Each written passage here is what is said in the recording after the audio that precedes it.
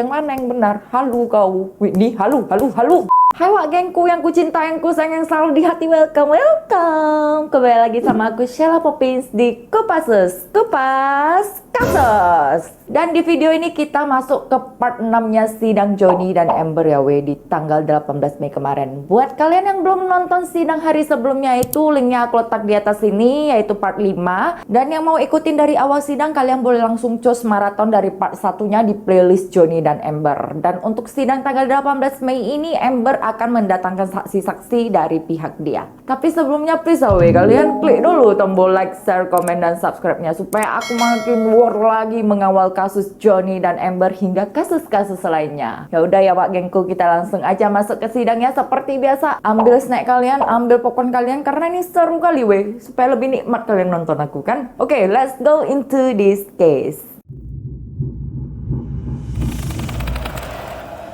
Dalam sidang tanggal 18 Mei kemarin, kesaksian Raquel dilanjutkan kembali. So, seperti yang aku bilang di part 5, Raquel ini hanya menjawab seadanya aja ya weh ya. Dia kayak bimbang kayak gitu loh weh, kayak gak yakin sama kesaksian dia sendiri juga. Jawabannya pun kayak ogah-ogahan. Terus dalam kesaksian dia itu yang dilakukan secara virtual, dia sesekali itu kayak nunduk kayak gitu. Aku merasa sih kayak dia lagi baca sesuatu loh weh. Dan kadang dia jawabnya pun kayak lama gitu kan. Sanggup dia diam 2 menit weh. Saat Raquel ditanya luka apa aja yang terdapat pada Amber, Raquel menjawab tidak terlalu ingat ya weh ya. Tapi menurut aku kayak gini sih weh. Biasa kalau teman dekat, apalagi seperti yang udah diklaim sama Raquel bahwa dia itu selalu ada untuk Amber di tiap keadaan, pasti dia itu harusnya mengingat apa aja yang terjadi dan luka apa aja yang terdapat pada si Amber ini. Karena kalau dari kesaksian si Amber kan kayaknya si Raquel ini care kali sama dia, sampai bantu ambil foto luka dan ruangan yang berantakan. Udah ambil foto pun bisa lupa dia luka apa yang ada pada Amber kan. Bahkan sebagian besar foto dokumentasi itu katanya Raquel yang ambil. Harusnya kan dia ada ingatan yang cukup baik lah kan weh mengenai bentuk luka-luka itu.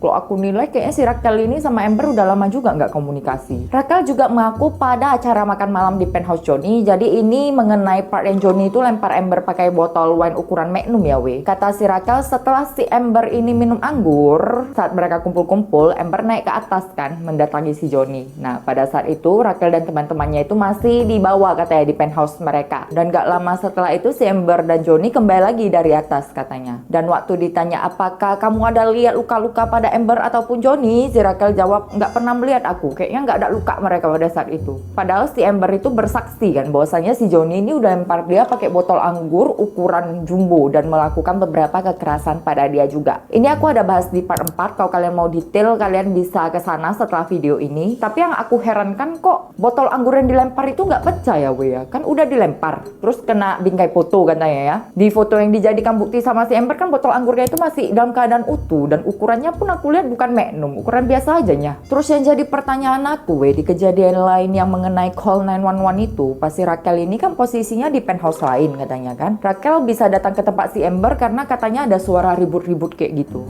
Terus waktu kejadian lempar botol Magnum ini kenapa pula nggak ada yang tahu, terus nggak ada yang dengar? Padahal posisi mereka itu kan di satu penthouse loh weh. Harusnya dia bisa mendengar lebih jelas saat ada pertengkaran antara Johnny dan Amber. Selain itu Raquel juga mengaku kepada pengacara Johnny bahwasanya dia nggak pernah lihat secara langsung si Johnny ini mukul Amber, lempar Amber dengan barang-barang, dan juga nggak pernah lihat si Johnny ini menghancurkan barang di ruangan. Jadi semua pengetahuan dia itu hanya berdasarkan cerita dari si Amber aja. Tapi waktu ditanya sama pengacara si Amber, cerita si Raquel ini beda lagi weh. Waktu dia cerita detail soal pertengkaran call 911 itu, dia bilang si Johnny waktu keluar dari penthouse ada menghancurkan barang. Padahal kan tadi dia bilang sendiri ke pengacara si Johnny bahwasanya dia nggak pernah kan lihat si Johnny ini hancurkan barang. So di sidang tanggal 18 Mei kemarin kan si Raquel bersaksi 2 kali. Yang pertama itu dia ditanya oleh pengacara Johnny, dan yang kedua dia akan ditanya oleh pengacara Amber. Ini aku mau bahas yang pengacara Amber ya weh ya. Padahal si Raquel kan udah mengatakan dia bersaksi bukan di pihaknya si Johnny kan, atau di pihak si Amber. Jadi dia nggak memihak siapapun. Tapi dia terlihat lebih memihak ke si Amber weh daripada netral kayak gitu. Dalam video virtual itu pengacara Amber meminta Raquel untuk menjelaskan ulang bagaimana detail mengenai liburan mereka di Hicksville. Jadi Raquel bilang saat itu mereka lagi duduk-duduk lah mengelilingi api unggun. Dia nggak ingat ada siapa aja di sana, yang pastinya si Amber dan si Kelly Sue itu duduk di kursi sambil pelukan kayak gitu kan, kan. Tiba-tiba datang si Johnny, kata si Raquel kan, kata si Johnny lah kayak gini,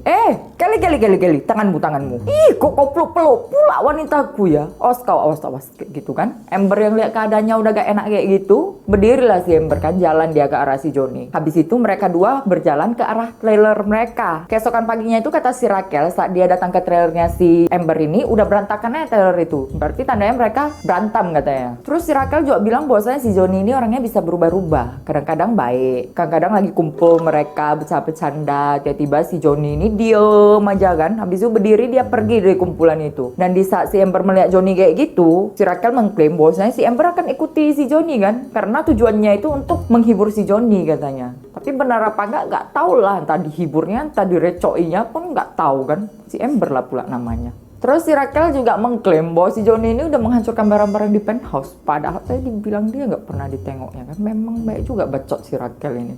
Bagaimana dia bisa mengklaim kan bahwa barang-barang itu semua dihancurkan Johnny? Bisa jadi barang-barang itu juga dilempar sama si Amber pada saat mereka berantem. Terus soal jari Johnny yang terpotong itu, kata si Raquel, pada saat itu si Johnny bilang sama dia, Raquel, kau tau nggak, jariku ini aku yang potong sendiri loh, bukan si Amber. Tapi saat ditanya, bagaimana si Johnny memberitahumu bahwasanya dia yang potong jarinya itu, si Raquel bilang, lupa aku kayak mana ya si Johnny itu kasih tahu aku pas itu ya. Tapi yang aku pastikan itu dia ngomong ke aku dipotongnya jarinya itu, bukan si Amber lah pokoknya. Kebanyakan halu kayaknya mereka, Aduh. Tapi dari Raquel ini ada yang berbeda, Waktu ditanya sama pengacara si Johnny, si Raquel kayak acu gak acu kayak gitu kan dia kan. Kayak gak ada tanda-tanda kesedihan lah pokoknya. Tapi pas ditanya sama pengacara si Amber, tiba-tiba dia nangis. Belum apa-apa, udah menangis dia. Dan waktu ditunjukkan luka-lukanya si Amber pun, dia biasa aja kan pas pengacara Johnny itu. Tapi pas pengacara Amber, dia langsung kayak sedih, padahal foto yang ditunjukkan pun samanya. Pala kali aku. Tapa kan si Raquel ini kan, dibilangnya nggak memihak siapapun, tapi dia bersaksi seakan-akan dia pihaknya ke Amber. Pas ditunjukkan luka Amber, dia pun kayak orang yang trauma kayak gitu kan. Kayak pengacara Amber bilang, sabar ya Bu Raquel ya, sikit lagi kok ini fotonya, kita tahu ini berat untuk kau. Banyak lah ya kalian ya. Kacang lupa kulit juga si Raquel ini, udah dikasih tinggal gratis. Kau ngomong jujur aja, kenapa lah Raquel?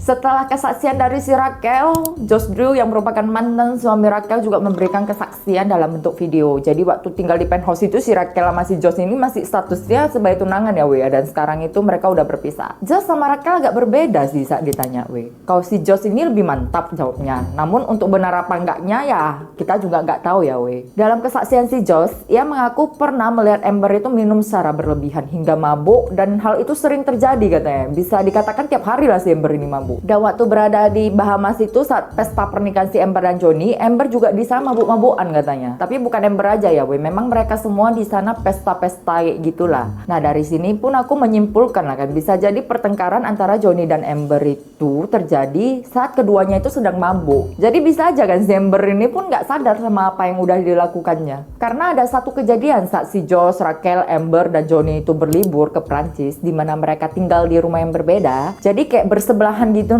Si Josh ngaku mendengar si Johnny dan Amber ini saling berteriak, dan suara mereka itu terdengar sampai rumah tempat si Josh dan Raquel ini tinggal. Cekcoknya itu berlangsung 30 menit kata si Josh. Jadi bisa jadi si Johnny sama Amber ini sama-sama lagi mabuk, terus mereka berantem lah. Terus habis itu mereka hilang ingatan. Habis itu mereka tuduh-tuduhan kayak gitulah.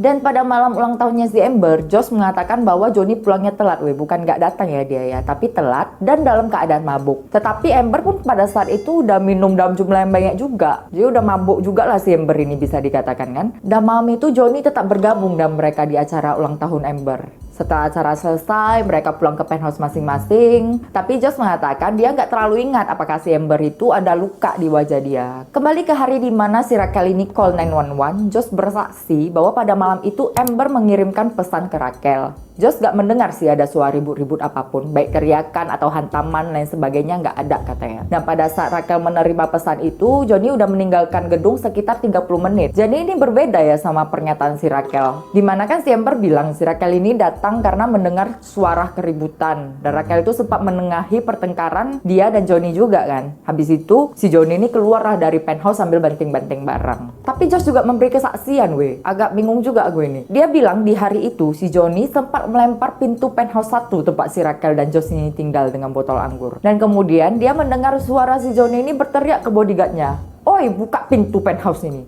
Penthouse 1 ini kalian buka cepat." Kan? Setelah pintu terbuka, si Johnny ini langsung lah masuk kan, didekatinya si Josh, terus diludahinya si Josh ini. Habis itu diteriakinya, dimaki-makinya si Josh. Tahap apa dia ngomong kan. Melihat keadaan yang seperti itu, si Josh pun gak berani melawan lah kan. Apalagi bodyguard si Johnny katanya besar-besar. Diambilnya langsung kuncinya, dibawanya doggy dia, keluar dia dari penthouse itu untuk mengecek Raquel dan Amber yang ada di penthouse lain katanya. Jadi kalau yang dari aku tangkap ini ya, ini mungkin ada kejadian setelah si Johnny dan Amber bertengkar di penthouse 3. Dan sebelum meninggalkan tempat itu, si Johnny ini masuk dulu ke penthouse 1. Terus si Josh ini juga ditanyai soal teman pria Amber. Josh mengklaim bahwasanya si Amber ini sering membawa teman pria ke penthouse-nya si Johnny ini saat status si Amber dan Johnny masih suami istri. Dan itu sering terjadi kata si Josh. Mungkin ada sekitar 30 kali kayak gitu lah, atau bisa jadi lebih katanya. Dan saat ditanya apakah si Josh ini kenal sama Elon Musk, Josh jawab, "Iya, aku kenal. Pertama kali bertemunya itu kenalan sama Elon Musk di penthouse 3 weh. Tempat si Amber sama Johnny tinggal." Habis si Josh dihadirkan lagi lah saksi selanjutnya ini. Ini live ini yang datang ya. Itu siapa? Kakaknya si Amber, namanya si Whitney Hurt itu. Nah, dia cukup berperan dalam perjalanan cinta Johnny dan Amber. Sampai-sampai dia pun dijuluki konselor pernikahan karena banyak dia menjadi penengah di antara hubungan Johnny dan Amber. Dia mengklaim bahwa Johnny adalah seseorang yang protektif terhadap Amber dalam segala hal, baik itu menyangkut pekerjaan atau hal-hal pribadi lainnya. Dan katanya si Johnny ini juga pernah bilang ke Amber, "Udahlah Amber, kamu gak usah kerja lagi. Aku bisa kok penuhi kebutuhan kau, kebutuhannya Whitney. Udah, kamu gak usah kerja lagi. Apa pekerjaan kau itu?" Bilangnya sambil ngejek kayak gitu kata si Whitney kan, menghina-hina pekerjaan si Amber. Pada awalnya saat tinggal bersama di penthouse, kata si Whitney sih suasananya itu sangat nyaman, baik-baik aja. Tapi makin lama si Johnny ini berubah. Satu diusir sama Johnny katanya. Intinya si Whitney ini bilang bahwasanya si Johnny pecandu dan Johnny itu bisa berubah menjadi orang yang berbeda dan paranoid setelah mabuk dan terlihat obat-obatan. Tapi si Whitney ini juga ngaku kok dia itu sering ikut pakai obat-obatan, mabuk-mabukan sama si Johnny. Sampai nggak sadarkan diri, pingsan tau kalian. Jadi kalau buat aku ya nggak bisa dipercaya juga pernyataan si Whitney ini kan, karena dia pun pemaki dan dia cuma buat pernyataan dari apa yang udah Amber ceritakan ke dia. Sama-sama mabuknya mereka, si Johnny mabuk, Amber suka mabuk juga kata si Josh kan. Si Whitney pun tukang mabuk, Raquel sama Josh dan lain-lainnya pun pemabuk. Semua tukang mabuk. Kayak mana lagi mabuk udah mereka sampai cerita. Whitney juga mengatakan pernah satu kali saja melihat Johnny dan Amber saling berteriak dan bahkan saling mukul-mukul. So pada satu kejadian yang dilihat oleh Whitney, Johnny dan Amber itu berantem. Jadi posisinya si Johnny ini di bawah, si Amber ini di atas. Penthouse mereka 2 tingkat loh kayak gini kan. Sayang teriak lah mereka, satu di bawah satu di atas, teriak-teriakan kan. Whitney yang tinggal di penthouse 4 datanglah ke penthouse 3 untuk menenangkan si Amber. Posisi si Amber di atas, naiklah si Whitney ke atas. Terus dia berdiri kan, posisinya membelakangi tangga. Gak lama setelah itu si Johnny naik juga kata si Whitney. Terus diserang si Johnny dia dari belakang. Melihat hal itu si Amber langsung marah lah, diteriakinya si Johnny. "Jangan kau pukul kakakku ya, Johnny." Kan habis itu ditinjunya muka si Johnny. Udah kayak gitu si Johnny balas juga kan, dijambaknya rambut si Amber, dipukulnya wajah si Amber berulang-ulang. Padahal kan si Whitney ini nggak diserang dia cuma merasa aja diserang dari belakang. Sikit pun nggak kena ke dia padahal. Jika Kak Amber ini juga ditanya oleh dua sisi pengacara ya, waktu pengacara Johnny tanya apakah dia terluka saat itu, dia jawab enggak. Bahkan ujung jari Johnny pun nggak kena ke dia katanya. Cuman dia merasa aja seperti mau diserang. Halu juga dia itu rupanya. Setelah kejadian di tangga, Whitney mengaku dia diberikan sebuah surat oleh Johnny yang isinya adalah surat perjanjian tutup mulut kayak gitu loh Jadi supaya si Whitney ini nggak menceritakan apapun lah keluar. Tapi Whitney berkata dia nggak mau menandatangani itu. Dan Whitney mengklaim dia keluar dari penthouse itu pun dikarenakan katanya si Johnny ini sempat tuduh dia telah menjual cerita ke media. Cerita tentang berantem-berantem kayak gitulah mungkin kan Tapi waktu di cross check dari pihak Johnny, si Whitney membenarkan kalau saat itu dia keluar dari penthouse karena cekcok sama si Amber Katanya si Amber udah nuduh dia menjual cerita ke media. Nggak ada ragu waktu dia jawab kayak gitu Mungkin dia lupa kan kok tadi dia bilang si Johnny yang tuduh dia. Memang satu darah itu dia sama Amber, tukang bongak juga. Tadi awal dia bilang Johnny usir dia kan, terus berubah jadi dia keluar sendiri karena dituduh. Terus sekarang dia bilang karena cekcok sama Amber. Yang mana yang benar? Halu kau Whitney, halu. Dalam sidang ini juga pengacara Johnny menunjukkan pesan teks, tapi pesan ini nggak ditunjukkan ke media jadi secara privacy aja, makanya nggak bisa gue kasih kalian juga fotonya ya. Intinya isi pesan teks itu si Whitney mengharapkan agar si Amber dan Johnny ini baik-baik aja dan kembali tinggal bersama setelah pertengkaran mereka di tahun 2015. Yang menjadi pertanyaan pengacara si Johnny, kenapa Whitney? Kau kan udah tahu kau si Johnny ini sering mukul si Amber, bahkan kau pun udah melihat kejadiannya. Terus kenapa kau kok malah menyuruh si Johnny dan Amber itu untuk tinggal bersama-sama lagi? Si Whitney jawab, soalnya aku lihat si Amber ini cinta kali sama Johnny, begitu juga dengan Johnny. Dan yang menjalani itu kan bukan aku. Kalau memang si Amber ini mau kembali ke Johnny, ya aku cuma bisa mendukung dia aja lah. Cuman tetap aja ya gak logika. Kakak mana yang mau lihat adiknya itu dipukul? Gak mungkin lah mendukung, apalagi udah bonyok kayak gitu adiknya kan. Gak mungkin, itu hal yang mustahil biar tahu kalian. Abis itu pengacaranya Johnny juga menanyakan soal liburan ke Coachella. Apakah si Whitney ini melihat adanya memar atau bengkak di wajah si Amber? Dia jawab bahwasanya pada saat itu Amber memakai riasan. Tetapi seingat dia sih dia nggak melihat adanya memar bahkan bengkak di wajah Amber. Ketahuan bengkak kau kan Amber? Mana mungkin nggak nampak kan si Whitney itu kan? Logika aja lah, pasti si Amber itu udah cuci muka, nggak mungkin 24 jam dia bermake up, ya kan?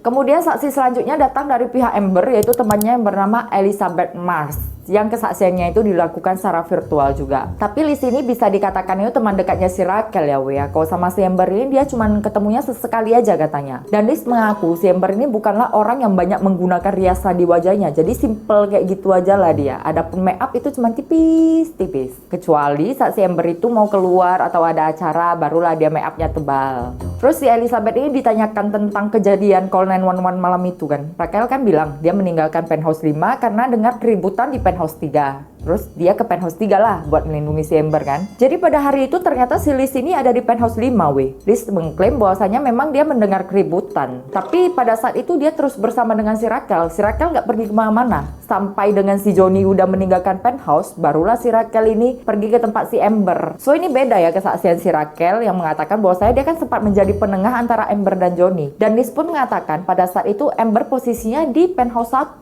tempat Josh, bukan di penthouse 3. Ngapain pula ya si Amber di penthouse 1 tempat si Josh, sementara kan si Raquel di penthouse 5 sama si Liz kan. Plot twist sekali nih bener lah, sampai pening aku diputar-putar sama mereka. Liz juga mengklaim bahwasanya pada hari itu dia melihat wajah Amber sebelah kanan itu sedikit bengkak dan memerah. Jadi secara keseluruhan kesaksian Liz soal malam call 911 itu sama sih dengan kesaksian si Raquel. Dan pada beberapa pertanyaan juga Liz hanya menjawab dengan dia nggak terlalu ingat, kayak gitu aja.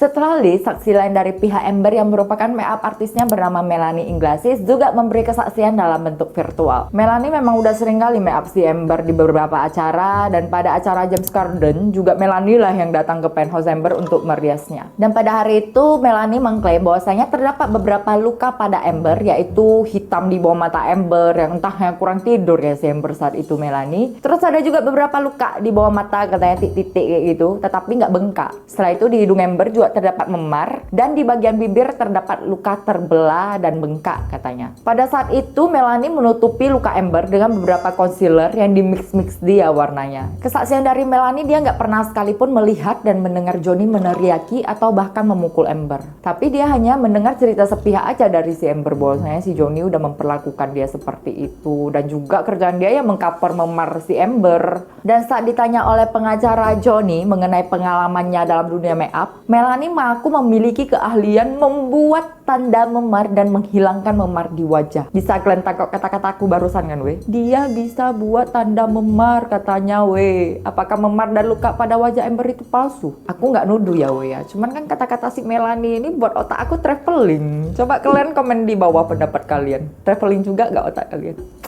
Setelah kesaksian si Melanie, lanjut lagi ke Christy Sexton yang merupakan pelatih acting Amber, dan kesaksiannya pun dilakukan secara virtual. Christy mengaku pada beberapa waktu dia itu pernah mendengar Amber dan Johnny bertengkar. Christy juga mengatakan dia beberapa kali itu berkomunikasi sama si Johnny mengenai beberapa adegan yang akan dimainkan oleh Amber. Terkadang kan adegannya si Amber ini si Johnny nggak suka, si Johnny yang bilang sama si Christy ini, jangan kau suruh Amber lakukan adegan ini ya. Dan kesaksian lain dari Christy, dia mengatakan bahwasannya Johnny kadang berubah-ubah berubah ya, orangnya bisa baik, kadang keluar sisi gelapnya. So aku gak akan jelaskan lebih detail lagi bagian ini. Pokoknya dia sering lihat si Amber itu nangis dan juga lihat Amber itu tampak tertekan dan penuh dengan kesedihan. Bahkan katanya di depan pelatih dan kru lain pun si Johnny ini bisa meneriaki si Amber. Cuma buat aku gak masuk akal aja loh weh. Kalau memang si Johnny itu kayak gitu, dari awal pasti udah mencuat ke media kan sifatnya yang jelek kayak gitu. Artis kelas Johnny loh weh. Gak yakin aja aku dia bisa buat keributan di lokasi syutingnya si Amber. Tapi nggak tahu juga lah ya weh, tahu mabuk dia kan.